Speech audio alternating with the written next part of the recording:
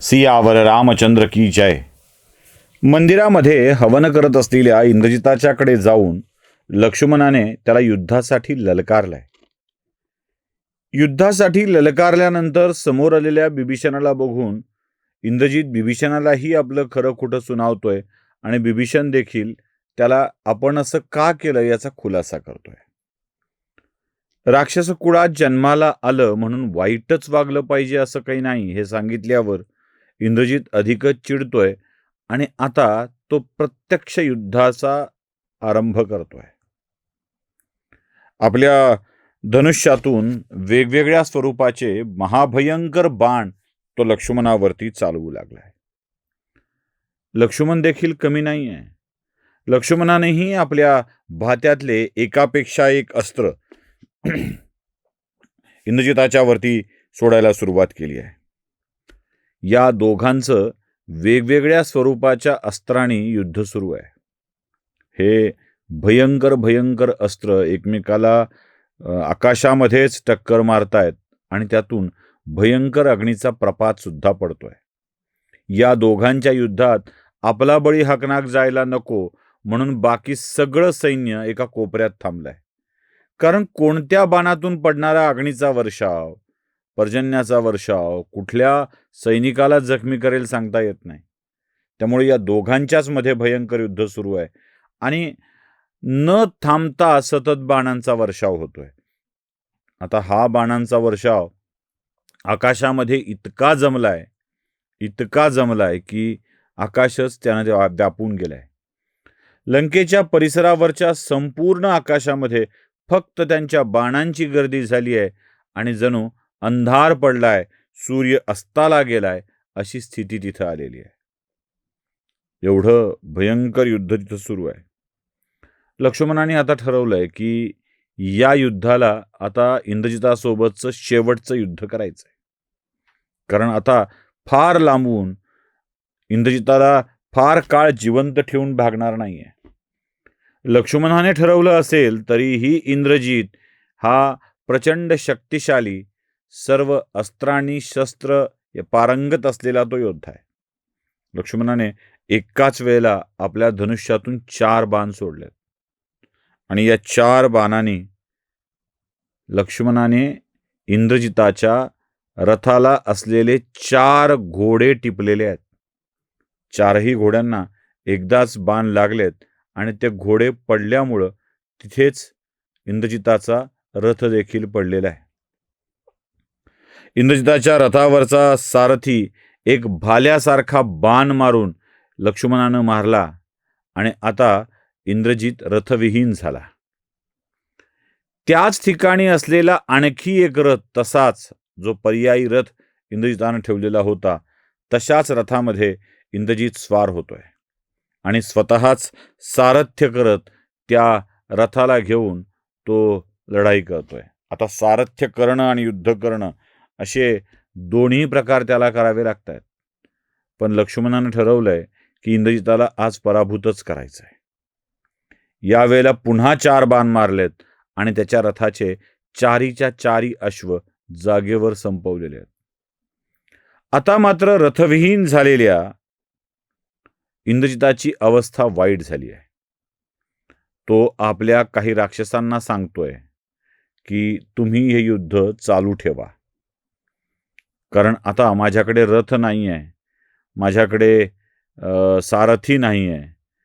अशा वेळी मला आणखी काही शस्त्र घेऊन यावं लागेल, आणखी काही विद्या ग्रहण करून यावं लागेल. तेव्हा तुम्ही हे युद्ध चालवा, मी लंकेत जातो.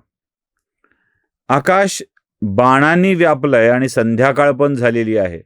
अशा अंधारात आपल्या काही राक्षसवीरांना युद्धात गुंतवून इंद्रजित लंकेकडे परत जातोय. इंद्रजित लंकेकडे परत जाताना लक्ष्मण बघतोय पण इंद्रजिताला मारत नाही, कारण युद्धात पाठ दाखवलेल्या योद्ध्याला मारायचं नसतं. इंद्रजित लंकेत जातो आणि तिथून आपल्यासाठी वेगळा रथ, वेगळा सारथी, वेगळे अश्व आणि काही नवीन अस्त्रशस्त्र घेऊन तो युद्धात सहभागी होण्यासाठी परत येतोय. खरं तर युद्धातून असं जावं लागणं हेच इंद्रजितासाठी मानहानिकारक होतं. यावेळेला वेगवेगळी अस्त्र इंद्रजितानं आणलेली आहेत. त्याच्या ठेवणीतली खास अस्त्र आणली आहेत. कधी सापासारखे भयंकर अस्त्र तो लक्ष्मणाच्या वरती चालवतोय, पण ते अस्त्र लक्ष्मणाच्या कवचाजवळ जाऊन निष्प्रभ होत आहेत.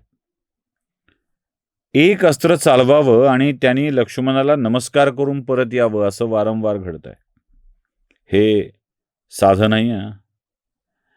कारण आज इंद्रजितानं चालवलेला कोणताही बाण लक्ष्मणाला क्षती पोहोचवत नाही आहे. कोणताही बाण. एखादं अमोघ अस्त्र चालवावं, कधी शिवाचं अस्त्र चालवावं, कधी वारुणास्त्र चालवावं, कधी सर्पास्त्र चालवावं, आणि या सगळ्या अस्त्रांनी लक्ष्मणाला नमस्कार करून किंवा वंदन नुसतंच न करता एक प्रदक्षिणा मारून परत यावं हे इंद्रजित बघू लागलाय. आता इंद्रजिताच्या लक्षात येऊ लागलाय की काहीतरी गडबड आहे, काहीतरी गडबड आहे. कारण एवढे सगळे अस्त्र, एवढ्या सगळ्या विद्या मी वापरतोय पण काही होत नाही.